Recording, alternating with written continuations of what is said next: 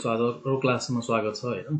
अस्ति हामीले डाटा टाइप्सहरु हेरिसक्यौं। अब यो क्लासमा चाहिँ हामी के गर्छौं भने स्ट्रिङहरु हेर्छौं है त। भनेको मैले के गरे भने यसलाई सबैलाई क्लियर गरे। यसलाई मैले अहिले क्लियर हटाइदिए ल। अब स्ट्रिङ भन्ने आज हामी हेर्छौं ल। स्ट्रिङको बारेमा, स्ट्रिङ फंक्सनको बारेमा हेर्छौं। सी ले PHP ले धेरै स्ट्रिङ फंक्सन सपोर्ट गर्छ। त्यसमध्येमा चाहिँ हामी 4-5 वटाको एक्जाम्पल गरेर हेर्छौं है त। सुरुमा चाहिँ स्ट्रिङ लेन्थ भन्ने छ। पहिला इको गरेर हेरौं।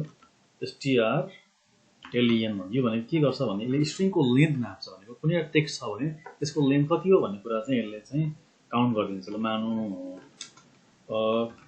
Quick brown fox jumps over a lazy dog. यो हामीले त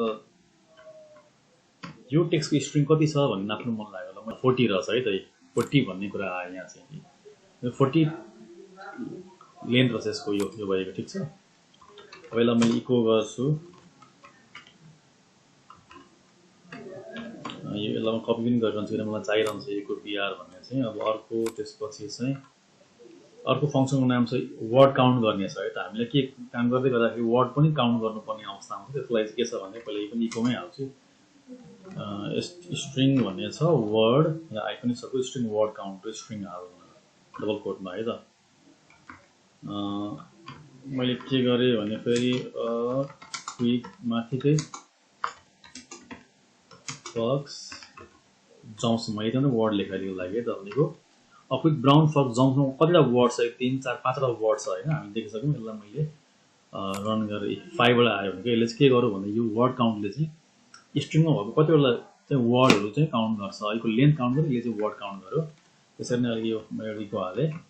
अर्को छ हामीसँग भनेको स्ट्रिङ रिभर्स पनि गर्न मिल्छ है। स्ट्रिङलाई उल्टो पार्नु पर्यो भने रिभर्स भनेको उल्टो पार्नु strrev भन्ने छ। यो चाहिँ स्ट्रिङ रिभर्स गर्नु पर्यो भने ल मैले आई लिभ इन झापा भन्ने एउटा वर्ड हाले मैले है त।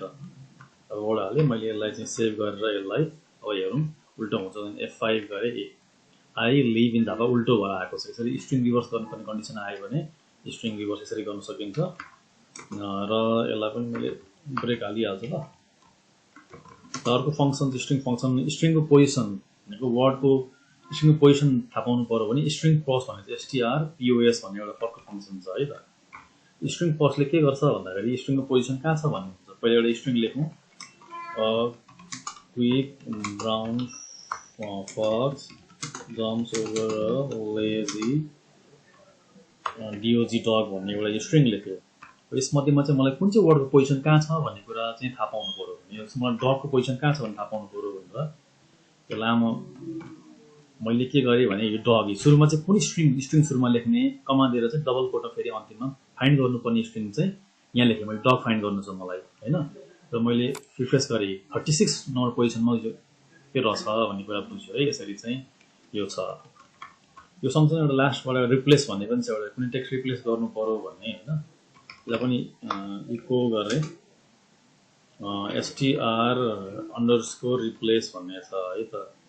रिप्लेस रिपिट यहाँ यसले फंक्सन ध्यान धेरै कुरा देखाइसक्यो यसले चाहिँ। अब सबै फंक्सनहरु अहिले चाहिँ रिप्लेस भन्ने छ। यहाँ यसले सिन्ट्याक्स के देखायो भन्दाखेरि सर्च गर्ने, रिप्लेस गर्ने र सब्जेक्ट के हो भन्ने कुरा। सर्च गर्ने भने कुन चाहिँ वर्ड चाहिँ रिप्लेस गर्ने, सर्च गर्ने भन्ने कुरा गरे यसलाई है त। मैले सर्च गर्ने वर्ड भनेको चाहिँ मैले के गरे भन्दाखेरि ल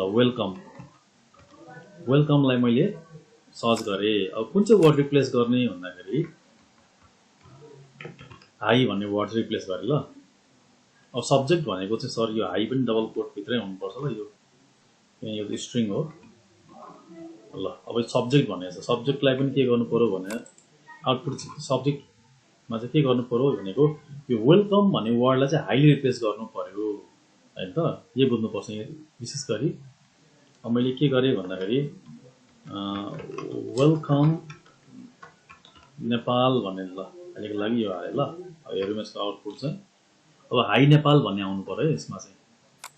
यो हाई नेपाल आयो भनेको यसले के गर्यो भन्दाखेरि सुरुमा यो वेलकम नेपाल आउटपुट गरेको थियो। तर यहाँ के रिप्लेसले के गर्ने हो भन्दाखेरि यो सर्च गर्यो, वेलकमलाई सर्च गर्यो पहिल्यै, वेलकम रिप्लेस गरेर हाई भन्ने चाहिँ यसले राखिदियो भनेको। यसरी चाहिँ हामी स्ट्रिङ फंक्सनहरु PHP धेरैवटा छ। तपाईले वेबसाइट अथवा PHP कै उसमा गएर पनि हेर्न सक्नुहुन्छ। यो बेसिकली यति भयो हामीलाई पुग्छ हाम्रो कोर्स अनुसार। Thank you.